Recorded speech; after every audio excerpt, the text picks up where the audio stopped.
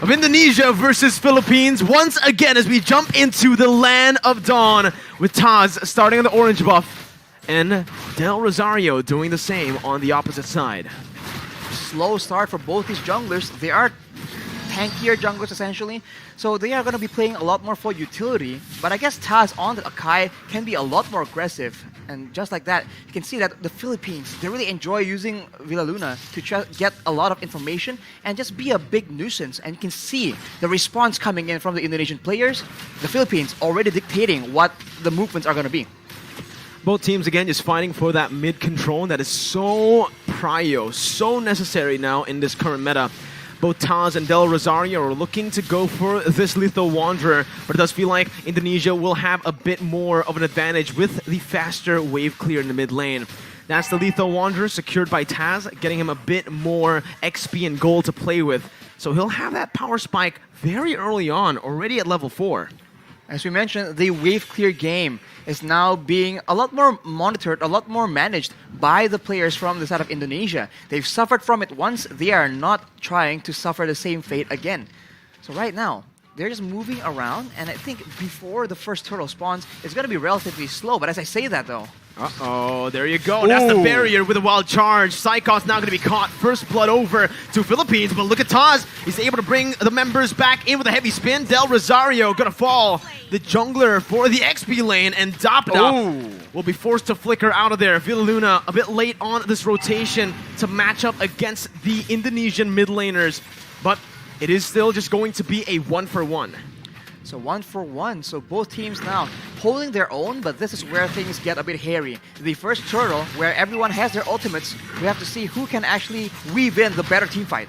No ultimate for Del Rosario just now. Taz gonna go for it. Will be able to secure the turtle with a brilliant retribution.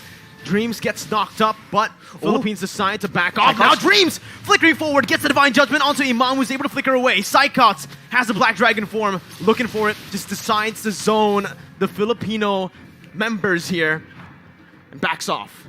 Back away, and we can take a look at how the changes have impacted this Faramis, right? The Cult Altar was used in that fight, and with one single spell, the rest of the team from Indonesia is able to melt down that HP bar. So it really isn't an all-win teamfight solution, but it is very situationally used to help save members from big burst damage. Now it's a complete change from game number 1. Imam, though, going to be immobilized. That's the damage coming through. Whew. Sniped down by Brands, but the kill will go over to Hijume.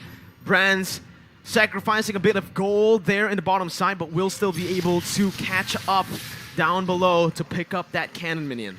With stronger laners on the hands of the Indonesian players, they are now able to actually match the aggression, the fights, the skirmishes from the members of the Philippines, and now you can see that the Kaja pick is just having a lot more impact. This is what they wanted to do in game number 1, but the macro play coming in from the Philippines was able to deny that.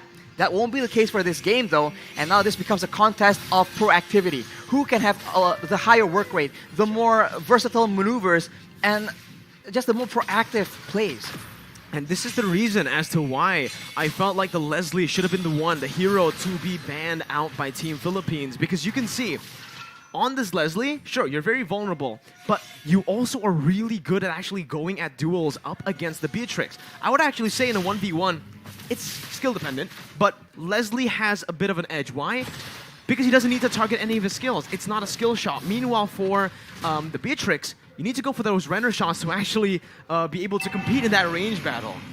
They have to be careful though, because Soriano has the Blade of Despair completed. It will be a big factor in the next fight. The turtle is being pressured for both teams, but it seems like the Indonesians will have a bit of a lead in the control game.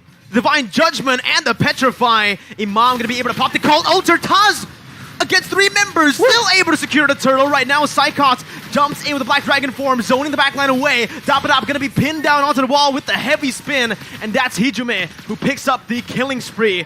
Everything going well for Indonesia, and everything going wrong for Philippines in the early game of Game 2. They lose a member to the pickoff, they lose a turtle to the steal, so Indonesia is completely taking over looking completely different. Is this a momentum thing? We'll just have to see. Hijime with the Ice Queen's 1 right now will ensure that the Filipino members need to be a bit more careful, even more careful in how they want to position. They've been getting caught out without that slow as well. Brands has just been farming up a storm. I really want to take a look at these items, right? It's a good steal by Soriano, but he got full turret gold, clearing waves constantly. He should have more gold than Soriano here with the assist that he got as well. But here in the mid lane, the bottom side river, Del Rosario going to be chained up again, and that's the pin down with a heavy spin. Del Rosario going to fall for the second time in this game. Dreams with another divine judgment over to Imam, as that's an Ibiru's passion dealing no damage over to Taz, who jumps in again. Soriano zoned away, but the damage coming from Brands, shooting him down. Dapadap finally rotating towards that bottom side, but it's a bit too late once again.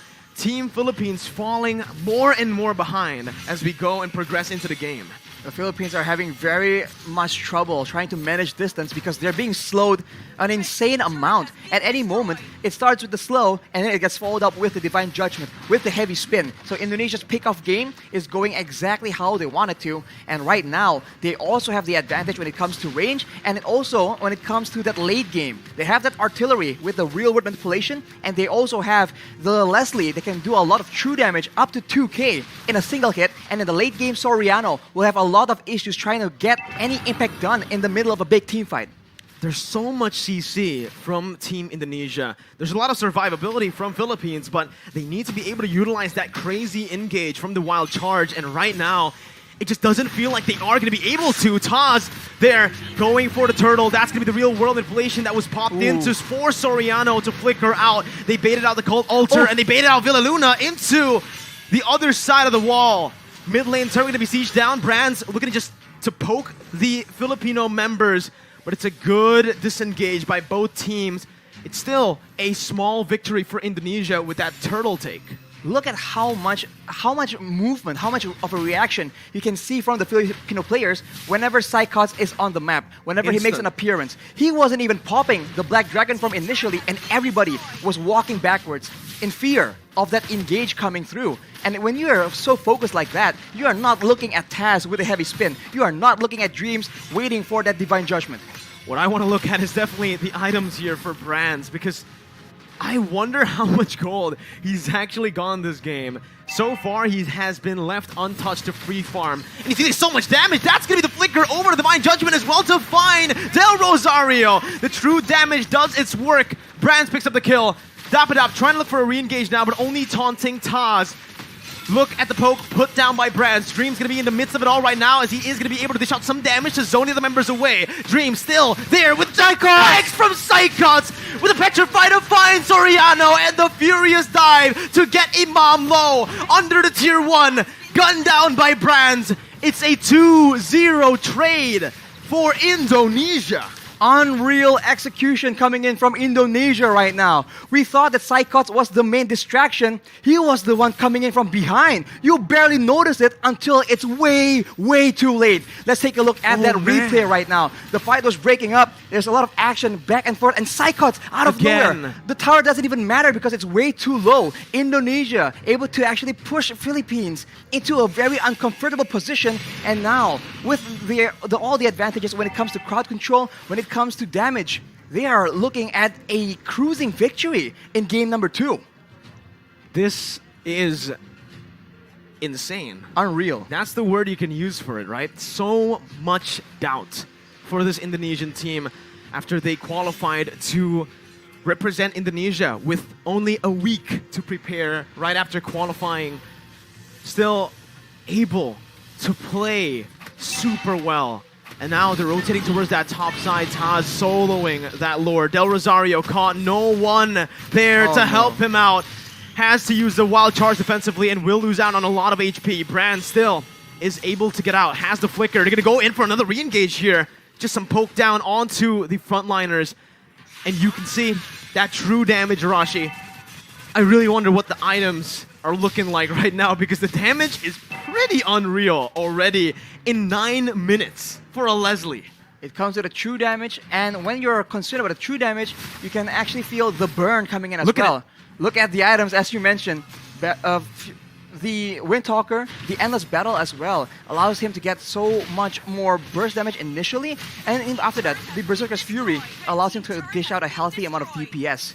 On the other hand, you can see the Iesf, right? Hijumi with the glowing wand, all these tanky members are taking percentage HP damage whenever he's dishing out these spells, and they are absolutely spammable. And the siege game is dangerous. Luna gonna be caught in that real world manipulation. Imam as well, zoned away. The wave manipulation from Indonesia, absolutely phenomenal, as they are going to be able to use the Lord down below to pick up a turret. With Psychot zoning the other members away with a Black Dragon form as well. That's base turret number 1 taken down. Top side pushing in, but Indonesia will decide to just play it slow. Clear out the mid lane and reset. They have an absolute advantage when it comes down to those siege situations. Having the Iesf, having the Leslie means that you do not have to go and force those fights, because there's no other way for the Philippines to dish back that kind of damage. Soriano is the only solution they have, and at this point, when the only option you have, when you only have a single option, it becomes very easy for your opponents to try and adjust to that. But the Philippines, it seems like they are not willing to completely concede control just yet. They need to be very careful though, because the flank game, that flank game is just so on point from Indonesia right now. This is what we saw in Game 1, only just the opposite happening here in Game 2. Indonesia having control the whole 10 minutes early on. Philippines with a very similar flanking position here to look for something, but it's going to be a concealed play from Indonesia. And oh my god, Dreams finds the Divine Judgment onto the best possible target. Soriano's out. Dapadap has to flicker out, but Psychos chases him down with a passive. Dapadap still surviving here. Only one member taken down, but that might just be the member that Indonesia needs to pick up some more base turrets. That high ground control is no longer available for Soriano. Dapadap trying to go in for some damage right there, but it's actually going to be petrified from Imam. He's going to be taken down. The wild charge in desperation. Villaluna in the back has to back off. It's an absolutely insane game and an insane performance from Indonesia as they knock Philippines down to the lower brackets. How? What? Oh my, we have no words left right now. How was that possible? That is insane from Indonesia. The awareness to know where are the members from the Philippines, who to target in the middle of everything against a team as patient, as disciplined as the Philippines.